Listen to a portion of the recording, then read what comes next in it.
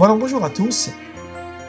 Dans notre dernière conférence, nous avons parlé du mouvement féministe qui revendique le droit de vouloir prier au kotel avec le talit et les téphilines, et nous avons longuement abordé la question halachique sur le port du talit. Et on a expliqué la position de la halakha, donc de la législation rabbinique, sur la possibilité pour une femme de porter un talit. Et nous allons maintenant traiter cette même question, mais en rapport aux téphilines. Je voudrais tout d'abord lever un malentendu. Un des grands décisionnaires halachiques du XXe siècle, qui s'appelle Rabbi Yaakov Chaim Sofer, qui est né en 1870 et qui est mort en 1939, à mon avis, il vivait vers l'Irak, rapporte dans son Shulchan Aruch au nom d'un ouvrage qui s'appelle le Bet Hillel, que j'ai pas eu le temps de consulter.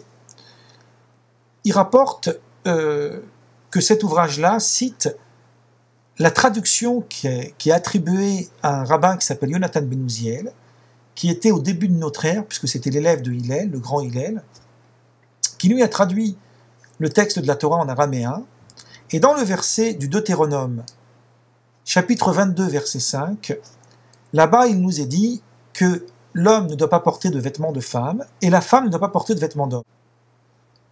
Yonatan ben Uziel explique que les talit et les téphilines sont des vêtements qu'on va considérer être des vêtements d'hommes, et du fait qu'ils sont des vêtements d'hommes, il y aurait donc une interdiction de la Torah pour les femmes de les porter.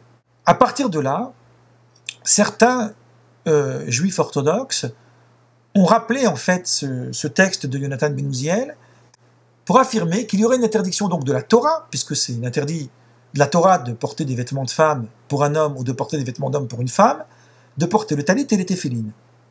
Or, il est clair que ce texte de Yonatan ben Uziel, enfin qu'on attribue à Yonatan ben Uziel, si tenté de dire qu'il est authentique, qu'il n'a aucun pouvoir législatif. Ce que d'un point de vue de la jurisprudence, il ne tient pas debout. Pour la bonne et simple raison que tous les décisionnaires d'halakha s'accordent tous pour dire que la femme a le droit de porter le talit. Pour les téphilines, nous verrons, mais il y a aussi des décisionnaires qui autorisent de le faire, donc on va y revenir. Et donc à partir du moment où ni le Talmud, ni les décisionnaires n'ont mentionné ce texte de Yonatan ben Uziel, c'est qu'il est clair qu'ils n'en tiennent pas compte. Et plutôt que de parler uniquement dans le vide, je vous citerai en fait un texte du Rav Moshe Feinstein, qui est un des plus grands décisionnaires halachiques du XXe siècle, et qui est mort en 1986, dans son fameux Igrot Moshe, donc dans la partie Orach Chaim, volume 4, chapitre 49.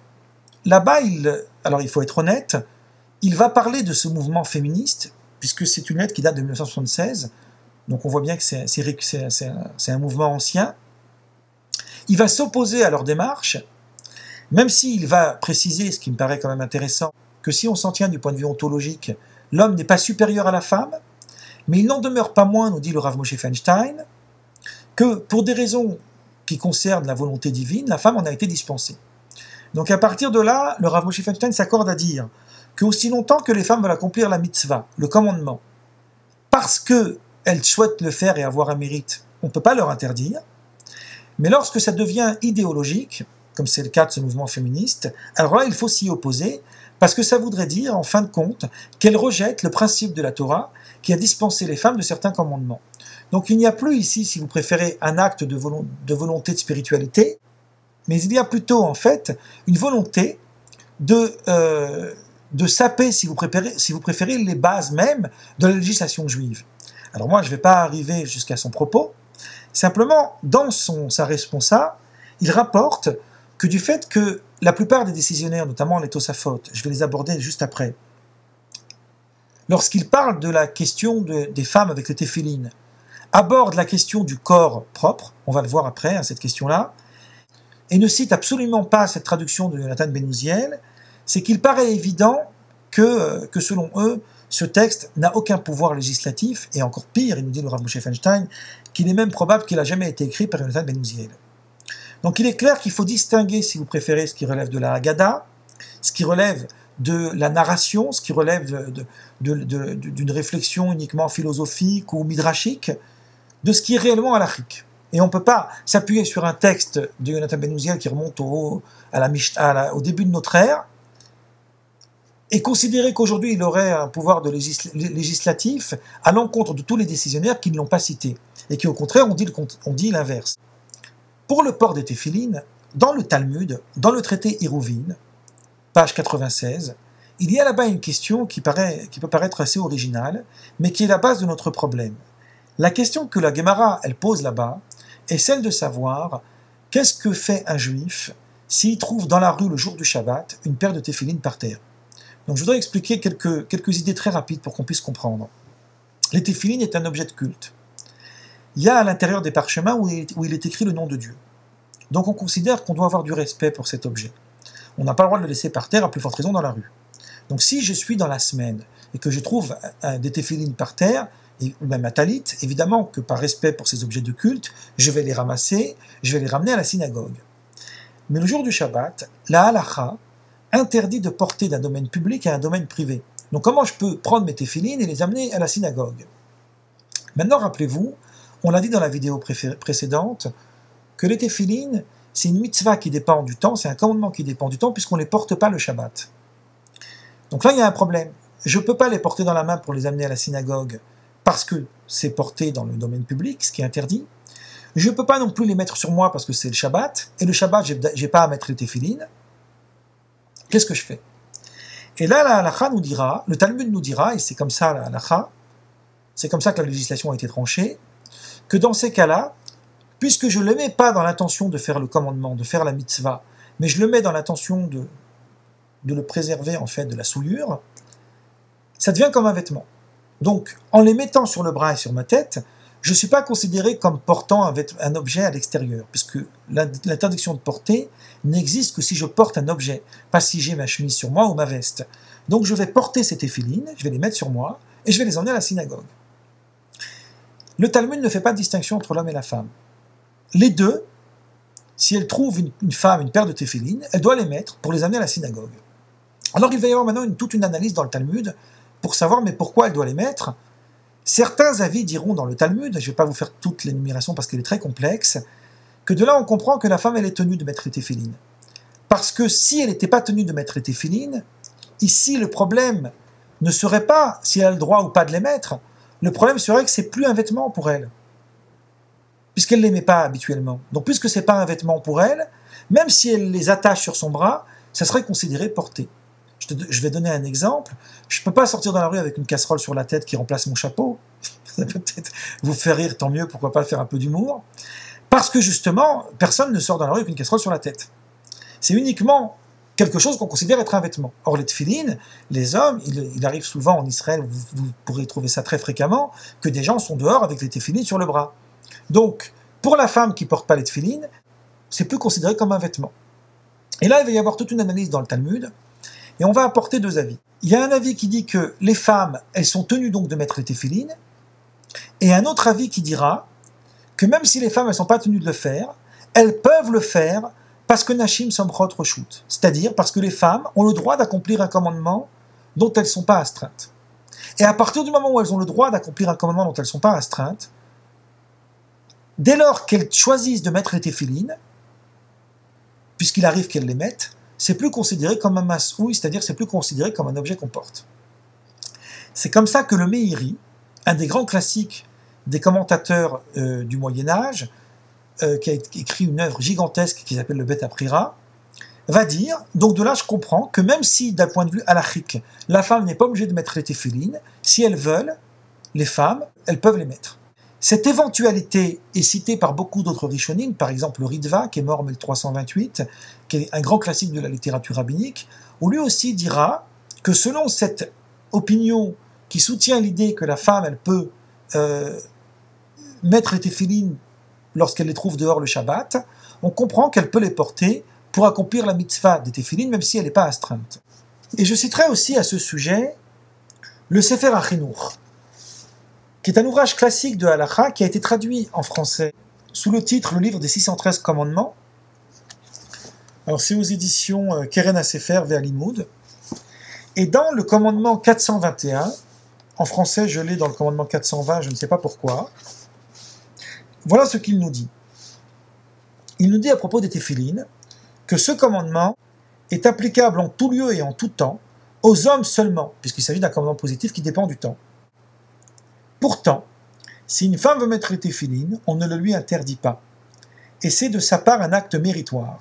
Toutefois, son mérite n'est pas comparable à celui de l'homme. On en a déjà parlé, me semble-t-il, de ce sujet dans une vidéo précédente, puisque elle n'est pas obligée de les mettre. On rapporte en effet dans le Talmud, nous dit le Sefer HaChinuch, et il cite ce même texte dans Eruvin 96a, qui nous dit que Michal, la fille de Saül, mettait les téphilines, et les rabbins ne l'ont pas empêché. Donc on voit de là que la plupart des décisionnaires halachiques du Moyen-Âge vont considérer que, d'un point de vue du Ikaradi, c'est-à-dire de la stricte législation, les femmes peuvent porter, si elles veulent, les téphilines.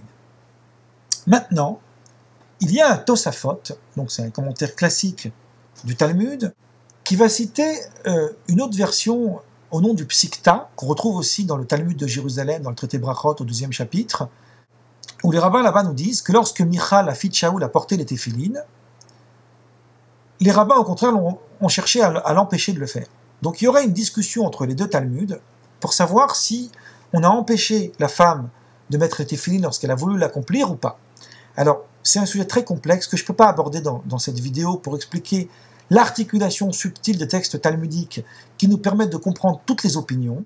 Il n'en demeure pas moins que les Tosafot citeront à la fin de leur étude un texte dans le traité Shabbat, page 49, feuillet A, qui nous dit que celui qui n'a pas un corps propre, c'est-à-dire qui n'a pas de maux de ventre qui font qu'il y aurait des mauvaises odeurs, ou par exemple des écoulements d'urine, etc., on ne parle pas ici d'un corps pur.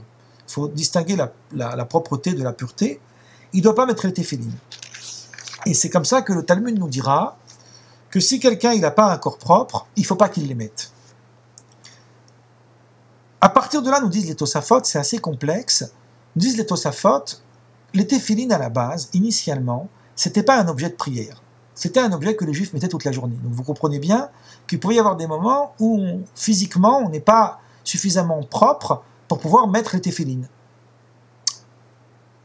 À cause de cette raison, les rabbins ont restreint l'accomplissement de cette mitzvah et l'ont réduit au temps de la prière. C'est comme ça que dans le chapitre 38 du Shulchan Aruch Orach Chaim, c'est expliqué, je vous conseille d'aller voir, pour ceux qui connaissent un peu les textes rabbiniques, le Aruch HaShulchan, dans le chapitre 38 du rabbin Epstein, qui était du 19e, 20e siècle, qui lui explique ça d'une façon très claire, qu'à partir du moment où les téphilines ont cessé en fait d'être mis toute la journée, on a restreint la mitzvah au moment de la prière, pour la bonne et simple raison qu'on considère que pendant ce petit court laps de temps, les hommes vont pouvoir essayer de se tenir. Il n'en demeure pas moins qu'il vaut mieux, nous dit le Shulchan Aruch, que passe le temps de la prière et qu'on n'ait pas mis les téphilines, plutôt que de les mettre dans un moment où on est physiquement dans un état de propreté qui laisse à désirer. À partir de là, du fait que les femmes ne sont pas astreintes de mettre les téphilines, on ne leur a pas obligé de les mettre. Donc, les Tosafot, qui est donc un commentateur au Moyen-Âge, qui vont être suivis par la plupart des décisionnaires, vont dire qu'il ne faut pas laisser à la femme l'autorisation de mettre les téphilines à cause de ce problème de goufnaki, à cause de ce problème d'un corps propre. Mais là encore, on est obligé de faire une distinction entre cette approche des décisionnaires qui est citée évidemment par beaucoup d'halachistes, c'est-à-dire beaucoup de maîtres qui ont traité de la législation rabbinique, avec le fondement de la halakha. À partir du moment où, au niveau du fondement de la halakha, les femmes ont le droit, si elles le veulent, de mettre les téphilines, nous n'avons pas le pouvoir halachique, le pouvoir juridique de les en empêcher. Et encore plus que les femmes, elles ont un mérite si elles les accomplissent, et que selon certains décisionnaires, elles peuvent même réciter la bénédiction, nous n'avons pas à nous insurger contre ces femmes qui souhaitent de porter talit et téphilines. Donc il est clair que quand bien même il y aurait, si vous voulez, une articulation halachique subtile qui ferait question, en fait, à ce droit légitime pour les femmes de mettre les téphilines, d'un point de vue strictement halachique, il est difficile de leur imposer un interdit.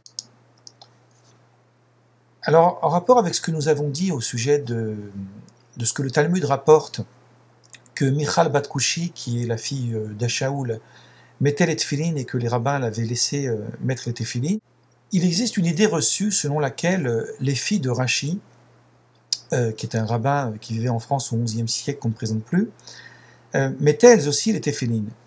Or, il me semble que cette information est erronée, et je n'ai d'ailleurs pas trouvé de source qui pourrait attester cette chose-là, tout simplement du fait que Rashi a une position particulière en rapport avec l'accomplissement des commandements dont sont dispensées les femmes, puisqu'il considère que si une femme accomplit un commandement dont elle n'est pas astreinte, elle commet un interdit de la Torah qui consiste à dire qu'on n'a pas le droit ni d'ajouter, ni de retirer sur les commandements de la Torah. Donc, en mettant les téphilines, la femme s'expose à l'interdit d'ajouter un commandement supplémentaire qui ne lui a pas été imposé. Alors, bien que cette analyse du texte de Rashi nécessite une beaucoup plus grande réflexion, il n'en demeure pas moins qu'il me paraît difficile d'admettre cette idée selon laquelle ces filles auraient mis les téphilines. En revanche, sur l'idée que les femmes auraient pu mettre les téphilines par souci de religiosité et de spiritualité, cette idée-là est bien présente. On voit par exemple que les grands décisionnaires, dont on peut citer par exemple le Aruch HaShulchan, qui lui dit dans le chapitre 38, loi 6, que du témoignage du Talmud selon lequel Michal Bat-Kushi mettait les téphilines, on comprend que c'était par évolution spirituelle. Donc on voit bien que cette idée existe. Mais j'ai trouvé dans l'encyclopédie des sages d'Israël, donc c'est un livre en hébreu qui s'appelle Encyclopédia les Toldot Gdolei Israël. C'est un livre publié à Jérusalem en 2003 par différents chercheurs sur les sages d'Israël, et qui rapporte sur un rabbi qui s'appelait Rabbi Chaim ben Attar, qui vivait au Maroc, qui est né en 1696 au Maroc et qui est mort en Israël en 1743, et qui a écrit un commentaire classique de la Torah qui s'appelle le Orach Chaim, et qui est d'ailleurs publié dans les Chumashim dits Mikrot Gdolot, celle qui propose en fait un panel des commentaires les plus classiques sur la Torah. Donc en fait, dans cet ouvrage, il rapporte d'une manière tout à fait évidente que sa femme, son épouse, était une femme très importante, en fait, d'une très grande valeur spirituelle, et que c'est comme ça qu'elle priait avec le talit et les téphilines. Tout ça pour dire que chaque fois que dans la littérature rabbinique, on trouve différents récits qui font témoignage de femmes qui portaient les téphilines, ça pose pas autant de questions que ça n'y paraît. Ça laisse entendre, bien évidemment, qu'il n'y a aucune raison de considérer que le fait que la femme porte les téphilines soit beaucoup plus grave et plus problématique que lorsqu'elle accomplit une autre mitzvah dont elle n'est pas obligée d'accomplir, que ce soit le lulav, la souka, etc. Et pour conclure, je dirais ceci. En réalité, au fond, qu'est-ce qui est joué ici ? Ici, l'enjeu, en fait, c'est pas uniquement le port des téphilines et du talit à la synagogue, mais c'est l'idée d'accepter les femmes dans l'univers juif, religieux. Le problème du judaïsme orthodoxe de nos jours, c'est que les femmes sont mises à l'écart. Elles ont certainement une place respectable dans certains domaines de la vie, mais dans tout ce qui concerne l'évolution de la société, sur le plan sociétal, sur le plan social, elles n'ont pas réellement leur place. Ce que revendiquent ces femmes qui viennent mettre le talit et les téphilines, c'est que tout d'un coup les hommes commencent réellement à comprendre que le monde est en train d'évoluer et que maintenant les hommes et les femmes se côtoient mutuellement. À partir de là, il me paraît nécessaire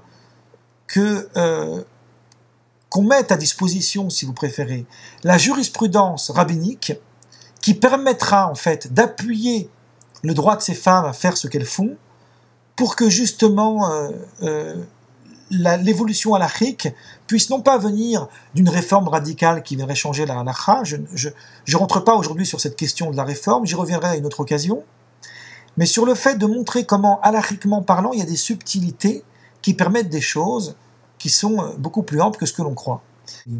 Lorsque les femmes accomplissent la mitzvah des téphilines et qu'elles ont un mérite de le faire, et que les hommes les laissent en toute harmonie accomplir cette mitzvah, ils ne font en réalité que permettre d'aller dans le sens de l'histoire, de faire évoluer le judaïsme jusqu'à donner, espérons-le, une place d'égalité parfaite entre l'homme et la femme dans la tradition rabbinique. Alors je comprends que mon propos va choquer, il va en choquer beaucoup, et le but c'est pas de choquer, c'est de faire avancer la réflexion. Alors j'espère que ceux qui seront en désaccord avec moi joueront le jeu du débat dans un esprit d'harmonie et de convivialité. Voilà, je vous remercie et je vous dis à la prochaine fois.